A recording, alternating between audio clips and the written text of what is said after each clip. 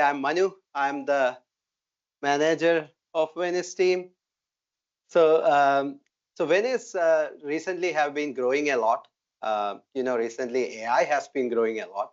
So as a manager, I get to meet a lot of candidates because we've been hiring and we are still hiring. So one thing I have to pitch to them is about Venice. Like they keep asking yet another database. That question comes to us a lot.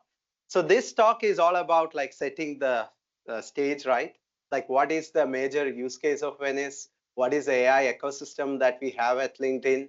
And by the way, this talk was originally given by Felix in Con London earlier this year, I believe, this calendar year. But anyway, so the vision for Venice in LinkedIn is that we need to be the default storage engine for all the online AI use cases. Okay, so let's get into this. So this is from a pretty influential paper back in 2015, Hidden Technical Depth in Machine Learning Systems. So what it shows is only a tiny fraction of code, that is that blue box right there, in the ML systems is actually devoted to learning or prediction, which is ML code. And rest of it is what they call plumbing, right? So this talk is actually a shallow overview of some of this system, mainly going into the serving infrastructure and the adjacent pieces to it. So yeah, this is really why Venice have been growing, because the growth in this AI system means that like we have to store more stuff to serve our features online and things, right? All right. Okay, so here is agenda. We're gonna look at a couple of use cases of how we use AI at LinkedIn, and then we're gonna go into some of the tooling and components that make up our AI infra. And then we have the underpinning of that, which is the data infra, some of the systems in data infra that's used pretty heavily. And then we straight dive into Venice, which is the star of the show. So that's the meaty part of this talk. And then we have some challenges and lessons learned. All right. So what are some of the AI use cases? One of them, and one of the most popular one, is PYMK. We affectionately call it PYMK. It's actually people you may know. And LinkedIn invented PYMK in 2006, and many other social networks followed it. So it's essentially this, right? If you go into your app and then there is network and you hit it, there's a grow button, and then you will see this. This is the top users that's recommended to you as your secondary user. So this is generally like I know Alice and Bob, and they both know Charlie, so you know Charlie. Like there's a high probability. It's called triadic closure. So that's it's pretty important for LinkedIn because it keeps our growth in our users, right? And that's important for a social network. It also means the content that you see are highly influenced by the people you are connected to. So that increases the engagement score and things like that. So this is a pretty important AI use case that LinkedIn uses to grow our users. Another example is where AI is used to deliver a personalized content experience. That's the feed use case. So if you open your app, you get this feed, and this is for our Venice conference that I picked up. So this is again another recommender use cases. So all these are recommended use cases. So what it means is that across your network, you have thousands of articles that can be shown there. So the idea is we pick the most relevant, the best one, and how that works is pretty important for us, right? You need to be engaged. That means your engagement score is up and all of those. So by the way, this recommendation use cases, there are probably 1,000 of those at LinkedIn, like all across the app, right? There's jobs you may know, the recruiters have like the people that's fit for this job and things like that. There's a bunch of recommender use case. So that's really interesting because that's what the talk is probably going. All right.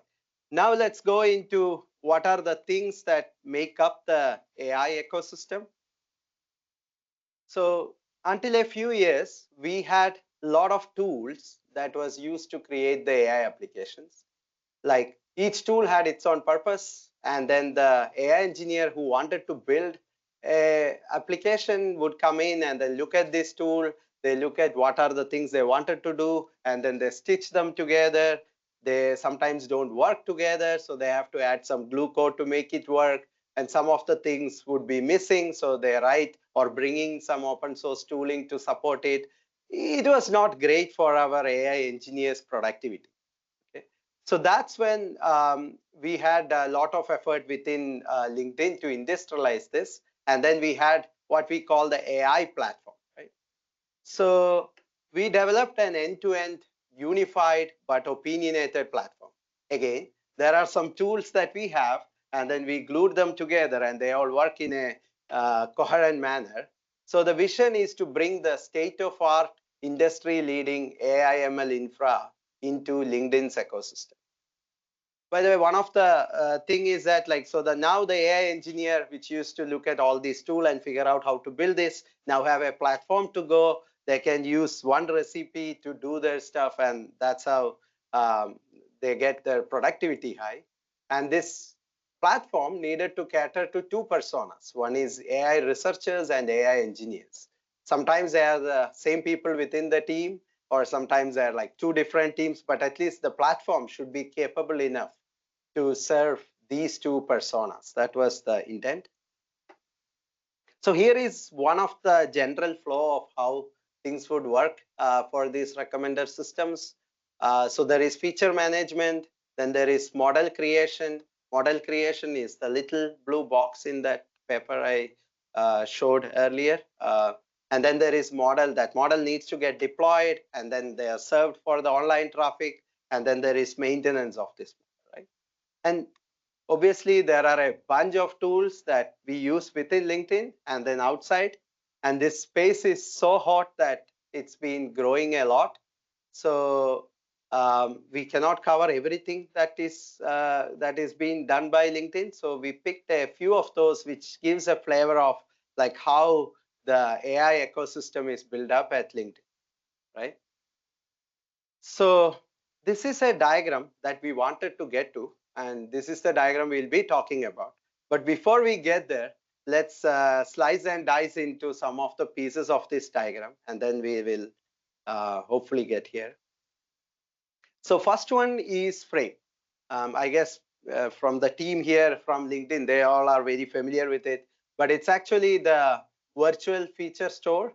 Why is it called a virtual feature store? Because it's not vertically integrated into any storage solution. It's actually an abstraction on top of many storage solutions.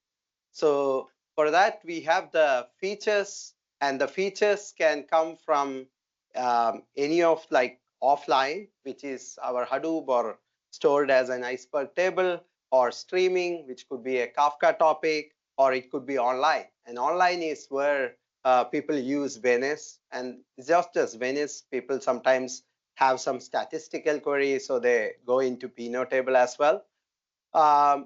So we have features everywhere, right? So it happens to be the case that Venice is the preferred source among most of the AI engineers as their online features. And some of the tools are like very custom built for Venice to be their feature store. By the way, this frame offline is open source, so you will find something called Feather. That's the name under which it's open sourced. Like Feather is essentially a subset of what we use at LinkedIn. It only covers the offline side of things. The one here covers offline, streaming, and online. All right. So the next one after that is model training, and we have something called King Kong there. So King Kong is the deep learning training on Kubernetes. King Kong by itself is not open sourced.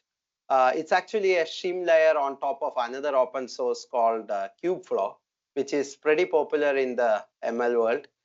It kinds of, you can run like TensorFlow, PyTorch. You can also do multiple GPU distributed, and all sort of framework are integrated into it.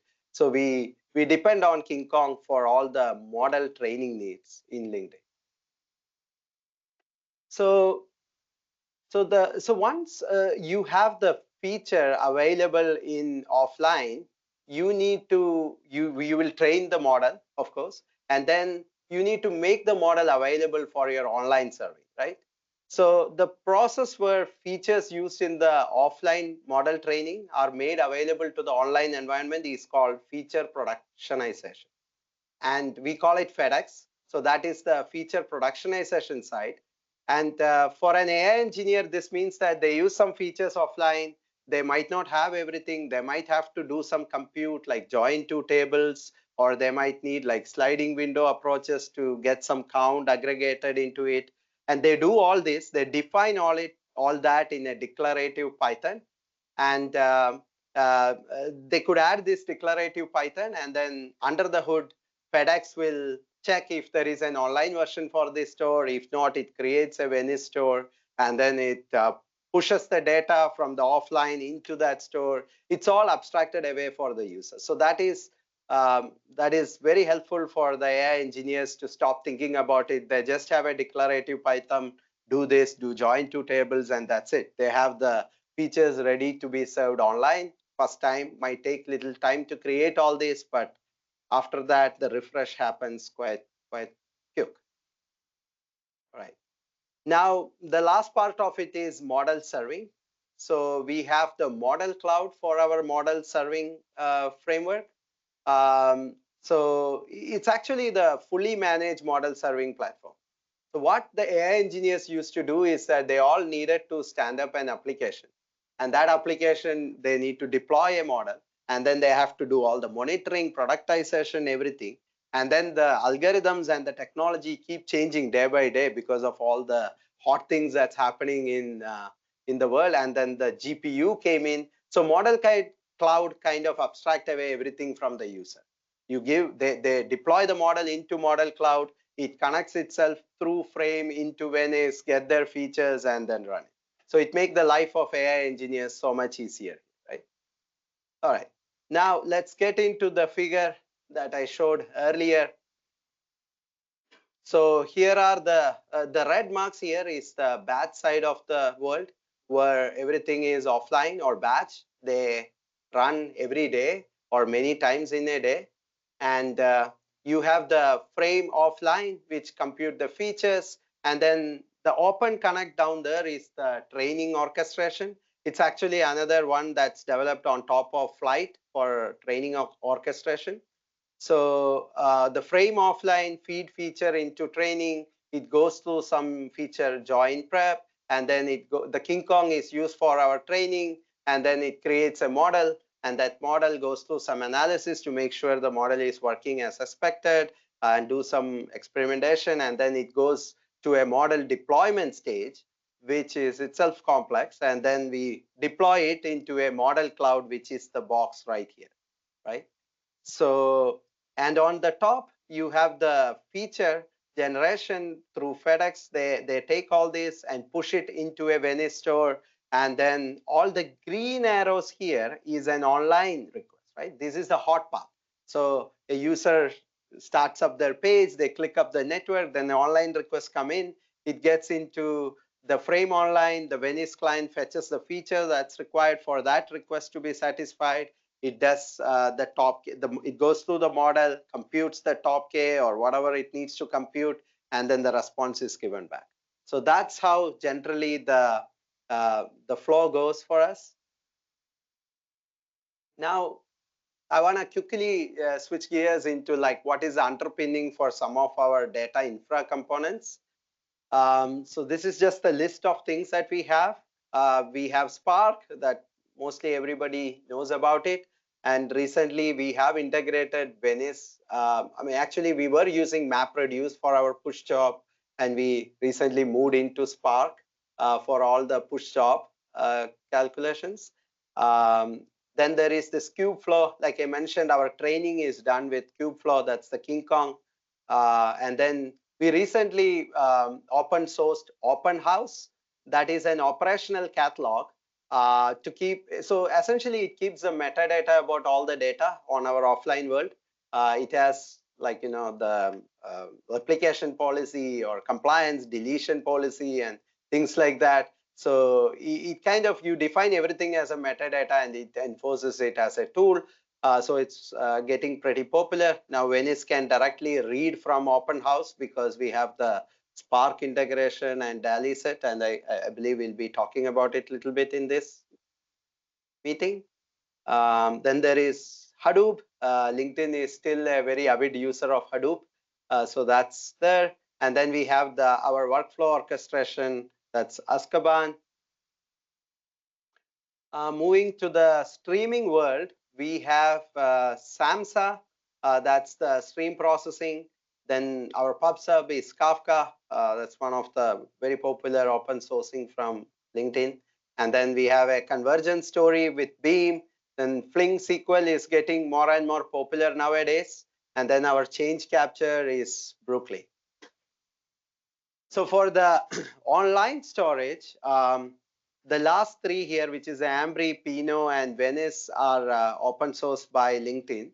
So the Ambry is actually the blob store. So the models, how do we transport the models, and things are happening through using this blob store.